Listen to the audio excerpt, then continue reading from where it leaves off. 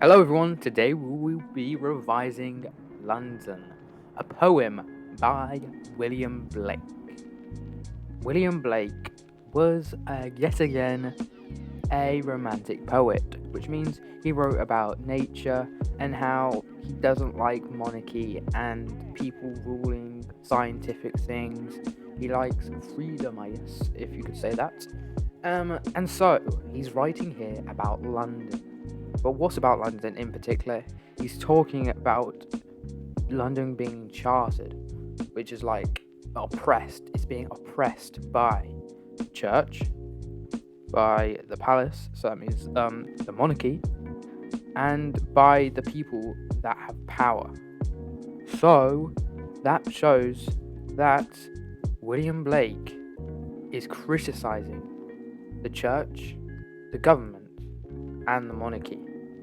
He wants a revolution, could you say, just like the French Revolution. And we think he's been inspired by the French Revolution. So, let's start analyzing. So, you see, I've highlighted things already, guys. Don't even worry, I've already highlighted things so we'll dive right into it. Okay, first thing, we're going to go through the poem slowly. So, charted streets and charted Thames.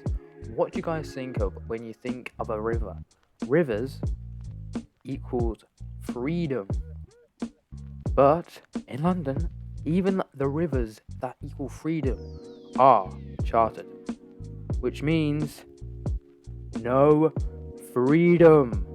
Just like the people who are powerless with no freedom. They are, you might say, mind forged manacles. They are like trapped, they're like in jail. But William Blake points out they're mind forged.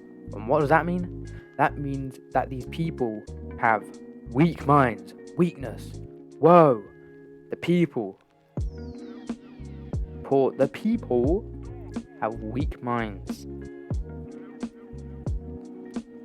So what is William Blake trying to tell us? He's trying to tell us that these people could do a revolution, but they're just weak.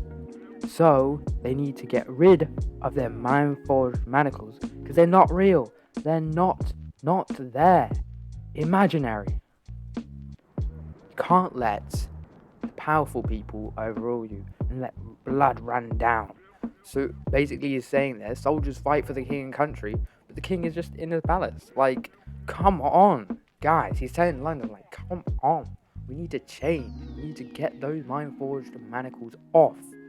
And he says that we need to face the people in charge, just like the French Revolution. We need to be standing up for what we believe. That's what romanticism is like. He wants everyone to stick up and not be controlled. He wants everyone he doesn't want everyone to cry.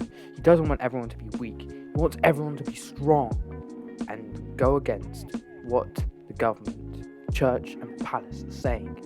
And let's look even deeper into what he means by this. So we see here the marriage hearse. So it shows that even good things are overshadowed.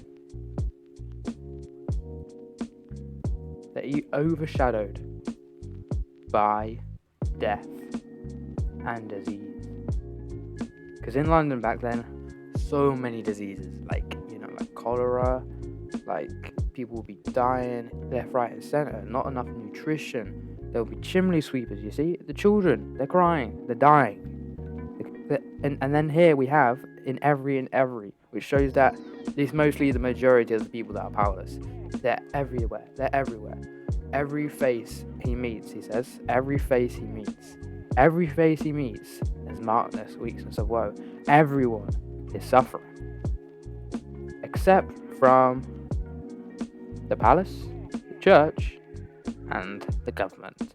So what is Blake telling us? He's telling us that the poor people need to stick up, the powerless people need to stick up.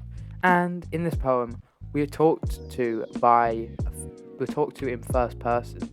So basically, he's giving it in a way that this guy is walking around London, noticing everything that is wrong, and it's just like, even the people that don't live in London, they're just like, what are these guys doing? So like an outsider can see it, and they're like, whoa, these guys are being controlled, but maybe on the inside they're just like, oh, it's just how it works, because it's mind forged manacles. They don't know like anything better. They need to open their eyes and see that they're being controlled.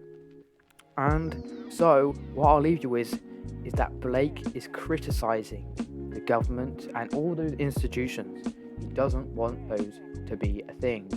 Well, he wants a revolution, just like the French Revolution, where the people overthrow the monarchy, and everyone that is suffering needs to stick up for what they believe in, just like William Blake is doing right here. And I think it's a good idea. He wants to change democracy. He wants everyone to have a say, And you could say that he helped change today, because monarchy are not in charge anymore, and we have a democracy. So it's more fair today. So we could say that William Blake was helping in that. He was helping in that. And I think London is quite a good poem, because it's quite easy to see all the bad stuff, and compared this juxtaposition with the marriage Hearst. You see Hearst's death, marriage's happiness, they're merging together. In London, nothing is happy. Everything's going wrong. It needs to change, and William Blake is writing a poem about it. So, yep, that's what you need to take away. London is suffering because of the monarchy and the institutions. And he is saying that we need to stop it. Stop the poverty in this city.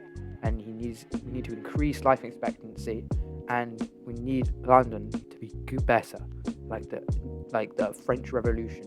He's saying, why the London's not doing the French Revolution, guys? Come on, get some inspiration. So I think it's a good poem, and yes, thank you for watching, guys. See you in the next video.